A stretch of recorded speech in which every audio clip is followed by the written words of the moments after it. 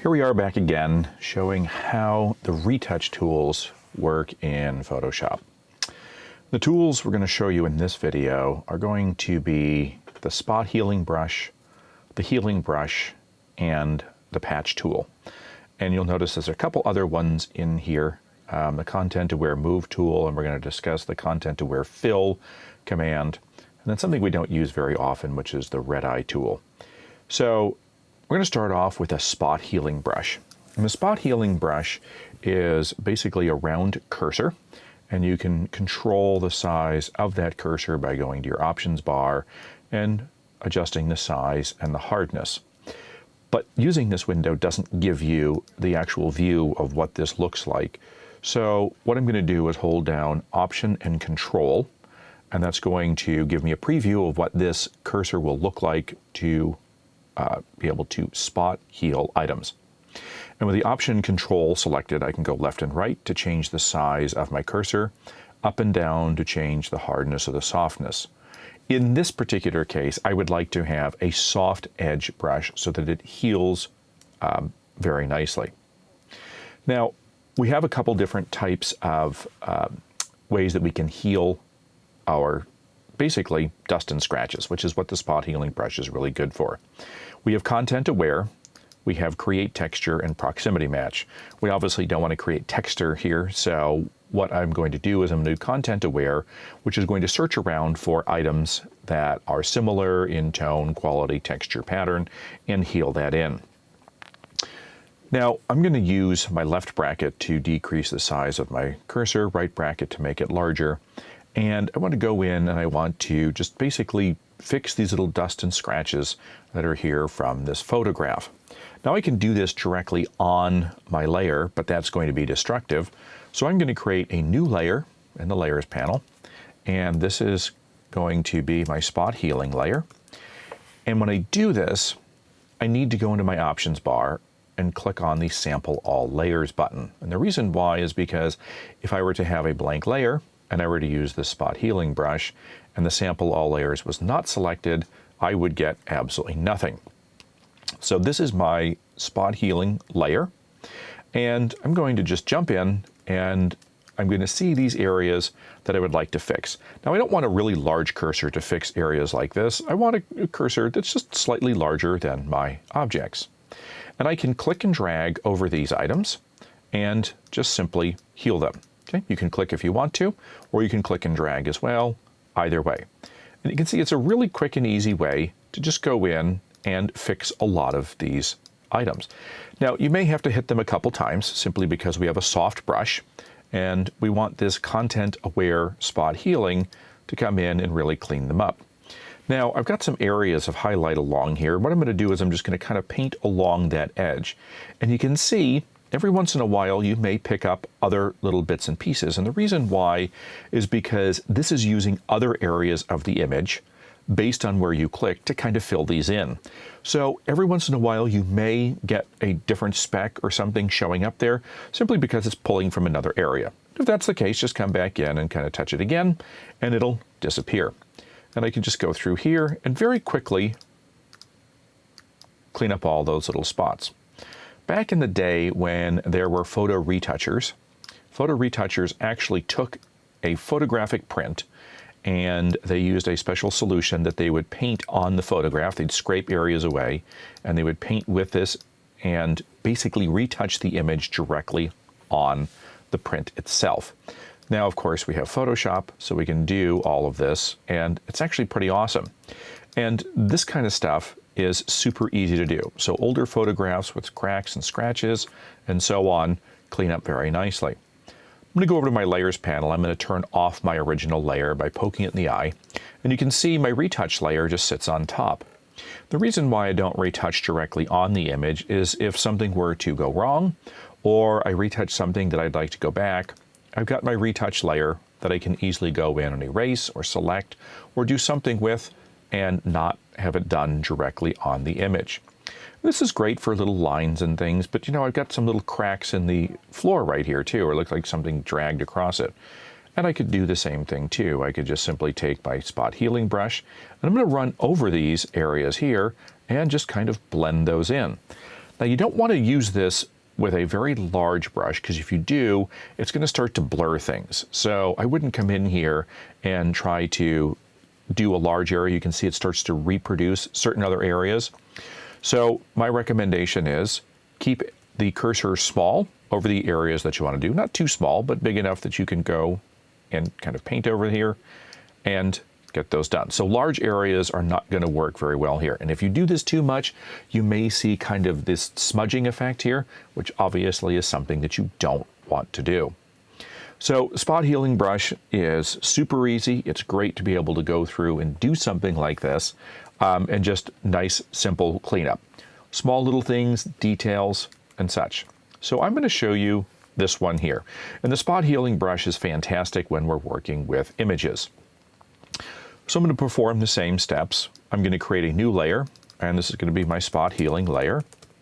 And, you know, there may be some little blemishes that I'd like to take care of, and I'm just going to go with my spot healing brush, and I'm just going to click, and I'm going to just kind of fix these little teeny areas here, just to go ahead and make it that much cleaner. Now what this is really good for too, is you can see we've got some little hairs that we'd like to go take care of. That's great. I'm going to reduce the size of my cursor by using my left bracket, and I'm going to paint directly over that area. You can see it disappears, which is amazing. So little dust and scratches, little runaway hairs here, you know, cracks in the sidewalk or concrete or in a wall or something, scratches on a car, really easy thing to go ahead and do with the spot healing brush. And it doesn't take any type of extra knowledge. You can just simply run right in here and you can apply that. And because you're doing this on its own layer, you can easily turn that layer on and off, and you can see what changes you've made and clean it up. So it's a great and simple tool. Now the next one here is the healing brush tool, okay? And the healing brush tool requires a little bit more input. And I'm going to show you what the healing brush tool does by going in and working on this cracked concrete. Now the healing brush tool, slightly different options, okay? We still have a cursor, so we can still hold down or control an option, control the size and the hardness, or use the drop-down menu up here. And the source is either going to be sampled or pattern, and I don't want to paint with a pattern, so I want to paint with a sampled. I want to click the aligned button, which is going to go ahead, and you'll see when I begin to paint or sample something, and I want to sample another area, it basically keeps it in the same area, and I'll talk about what I call about painting in stereo. Here, I want to sample all the layers, because I'm going to, again, create a new layer up above, and this is going to be my healing brush layer. And I want to do all of my retouching here. I don't want to do it directly on my image here. Now, what this requires me to do is I can't just go and click someplace and have it happen, okay? What I need to do is I need to sample an area, and then I need to tell it, here's the area that I'd like to sample. So what's the difference between the spot healing and the healing brush? Well, the healing brush will go ahead and take the pattern, the texture, and the color and blend them together. The spot healing brush is just going to simply get rid of little dust and scratches, but the healing brush actually heals. So you'll notice that the concrete's kind of bluish green up here and more yellowy down here. So I'm going to come down here in this area, and I'm going to grab my cursor, and I'm going to hold down my Option or my Alt key. And when you do this, you're going to see when you hold that down, you're going to get that little target sampling area. And by doing that, that is going to say, this is the area that I would like to sample. And then I move up here, and I would like to paint across this crack right here. And now the color may not be very much the same, but as I paint, you'll see that it will blend and heal as I go across, okay? So it blends very nicely, and it looks really good, and the color blends in to do this. This is definitely going to work best with textures of items and things that have a modeled surface, because this does create kind of a blurred edge as it tries to blend it in. Now, the one thing that you do have to be careful of is when you are sampling here, and I'm going to show you this, if I sample right from this area and I begin to paint this area here, watch this area if I sample here and I begin to paint. That original area, you'll see that little plus, because that's my guide. That's basically where it's sampling from. And what I need to do is I need to make sure that my sample area and my painting area are going to be in a free space. And the reason why is if I were starting to paint and I sample way over here at the edge and I try to then paint over here, my sampling area is going to run out of room. And when I get to the edge here, you can see how I will get a vertical line right there because my sampling area ran out. This is what I call painting in stereo. And the painting in stereo means that you're sampling an area and then you're painting and you have to follow along your area coming over here. So you need to make sure that you have enough free space to paint in, or else you will run your sampling area off the edge and it'll quit sampling. So I like this for heavily textured items where the precision isn't exact. You just want to kind of blend this stuff in and you can easily move around the area. So if I sample down here and I paint way up here at the top, you'll notice that the colors are completely different. But when I paint over that, you see how that will blend and literally heal right in. So it's a really cool effect. Now we're going to jump back over to here and we're going to show you what this does here. And I'm going to warn you, this is going to be kind of drastic, but I want to show you the kind of healing that it will do and how smart this is. Okay? Now you probably wouldn't want to do this, but if I wanted to remove his eyebrow here, I could go and I could sample on his forehead. And if I paint over this area, you can see how it's going to blend the texture and the color from where I sampled here and blend it into the area. So you can see how that color is changing because it's trying to blend all that content in. And it is, I know it's kind of crazy and kind of freaks people out, but it does an amazing job. You see how it picks up the tone here and keeps that all in? So this is a really amazing way to go in and heal. You do have to be careful because you do get some blurry edges possibly, and you could go overboard. Thankfully, I'm just going to undo that. But that's the difference between the spot healing brush and the healing brush. The healing brush requires your input by Option or Alt, clicking in an area and then blending it in. Great for texture, great for blending the colors in to make it look a whole lot more realistic. So I definitely like those tools. The third one is going to be the patch tool. And the patch tool is kind of interesting as we jump over here. The patch tool is one of those things that if I want to go in and I want to have some type of area that's got a lot of texture, a lot of things going on, and I would like to fix something. So here I've got like this gravel road, and maybe I want to get rid of this big piece of gravel, or I may have like a big plant growing up in here. With the patch tool, I've got two different options here. I have source and I have destination. Now, when I do this, and I use this source and destination here, with the source, if I were to go in and I were to create an area here on this gravel road, the source is going to be the area that I define, and then I drag this over and you can see then I go in and I drag it. And it's kind of weird because what it is you're defining the area first of where you want your selected object to go. So it's weird. So I do this and it's like, this is where I want it to end up. So normally I set to the destination, which means I select the area and then I drag the area to my destination, and then it goes ahead and it heals it in. You can see how it kind of blends it in there. Now you can see that this is destructive. I'm doing it and it's patching right on the original image here. So it's probably not something that I want to do. There's better ways to go in and do this using ContentAware fill, but this is one of those tools that it's, you can use it if you need to. It is destructive because I have to do it on its own layer. And you notice that we don't have any other layer items here that I could do this on a new layer. So it's interesting, not something that I would use. I would probably use the healing brush before that, or the actual ContentAware fill, which is under the edit menu, which is kind of cool as well. But those are the basic tools that we have: spot healing brush, and patch tool.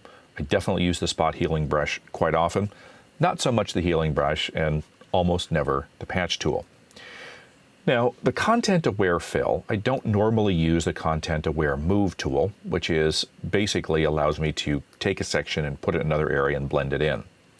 So what I'm going to do is I'm going to use the ContentAware fill here, and it's not active because I don't have a selection around what I'd like to fill. If I have an area that I would like to go in, say I would like to fill this area in this corner with something other than the grass.